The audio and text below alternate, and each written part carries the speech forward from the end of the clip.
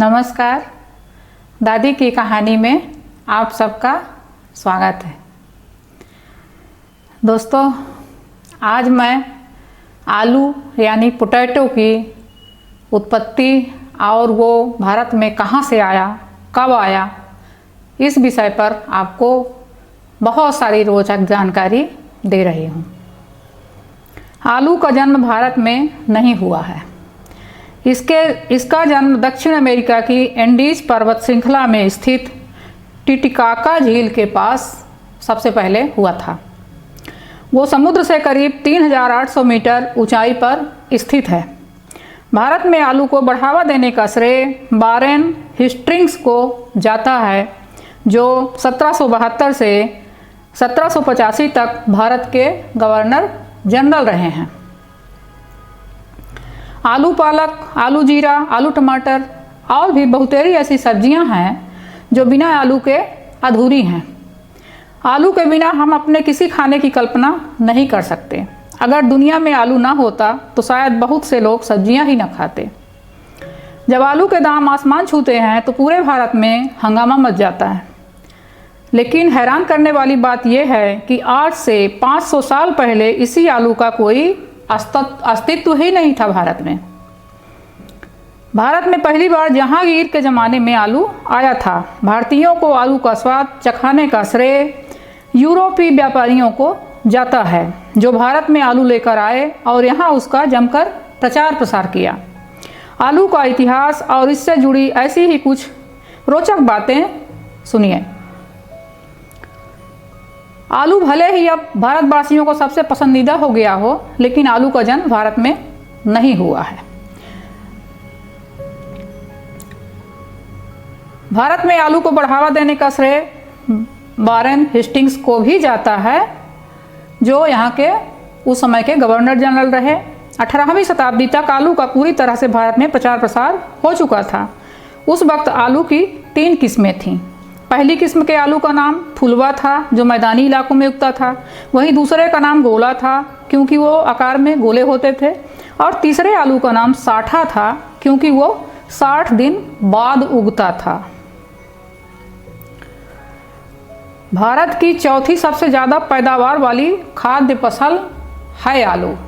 इस टाइम में भारत में आने से पहले भी आलू की पैदावार की जाती थी। यूरोप के साथ साथ अमेरिका जैसी जगहों पर भी आलू मौजूद था।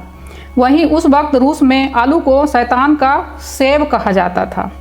आज सबसे ज़्यादा आलू चीन में पैदा होता है, जबकि इसके बाद रूस और भारत का नंबर आता है। दुनिया में गेहूँ, चावल और मकई के बाद आलू ही एक ऐसी खाद्य फसल है जो पैदा की जाती है। सेहत के लिए है सबसे अच्छा आलू। आलू खाने में तो स्वादिष्ट होते ही हैं, इसमें कई सेहतमंद गुण भी होते हैं। कई पौष्टिक तत्वों के साथ आलू में सबसे अधिक स्टार्च पाया जाता है। आलू में पोटेशियम और विटामिन ए की भरपूर मात्रा होती है। इसके अलावा आलू में मैग्नीशियम, फास्फोरस, आयरन और जिंक भी होता है।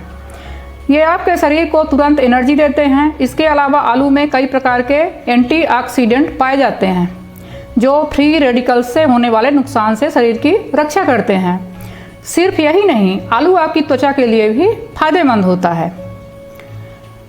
अब आलू के 8 जो मेन फायदे हैं वो बताती हूँ। भुना हुआ आलू पुरानी कब्ज और आंतड़ियों की सड़ांध दूर करता है। आलू में पोटेशियम होता है, जो अम्ल पित्त को घटाता है। दूसरा, आलू सेंक लें और फिर उसका छिलका उतार कर नमक मिर्च डालकर नित्य खाने से गठिया बात ठीक हो सकता है।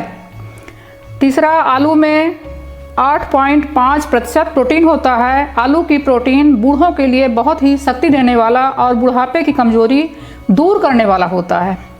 चौथा, आलू में कैल्शियम, लोहा, विटामिन बी तथा फास्फोरस बहुतायत में पाया जाता है। आलू खाते रहने से रक्त वाहिनियाँ बड़ी आयु तक लचकदार बनी रहती हैं तथा कठोर नहीं होने पाती।